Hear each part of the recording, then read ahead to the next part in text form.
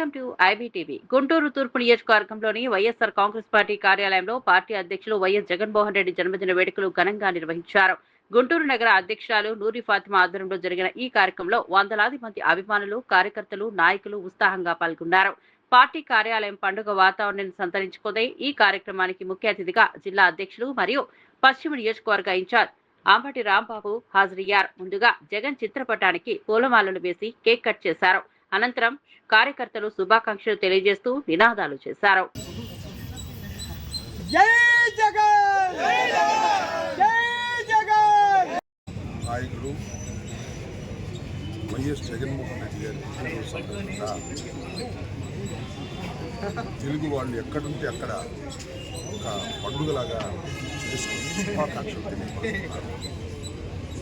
దీనికి ప్రధానమైనటువంటి కారణం జగన్మోహన్ రెడ్డి గారు జనం మెచ్చినటువంటి నాయకుడు.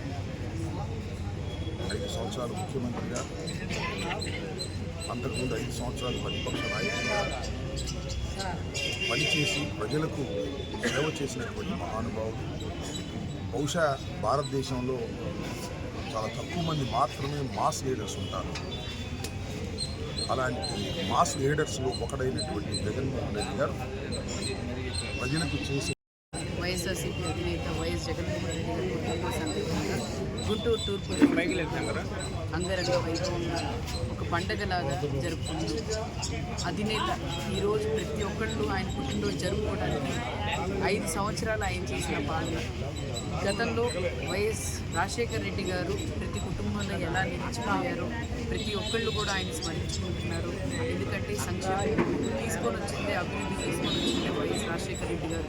5 సంవత్సరాల్లో ఆయన నిరూపించి మరి ప్రతి గుండెల్లో ఆయన నిలిచిపోయారు. అలాగే జగన్మోహన్ రెడ్డి గారు కూడా అలాంటి మంచి నాయకుడు ఇచ్చిన మరి రాజశేఖర రెడ్డి గారు పయనించి ఎంత సంతోషపడుతున్నారో అర్థమవుతుంది. ఎందుకంటే జగన్మోహన్ రెడ్డి గారు 5 సంవత్సరాల పాలనలోనే ఈ రాష్ట్రానికి ఏమి చేయగలనని చెప్పి ఈ రాష్ట్ర భవిష్యత్తు గురించి, ఈ రాష్ట్ర ప్రజల గురించి, పేదవాడి గురించి ఆలోచన చేసిన నాయకుడు జగన్మోహన్ రెడ్డి గారు.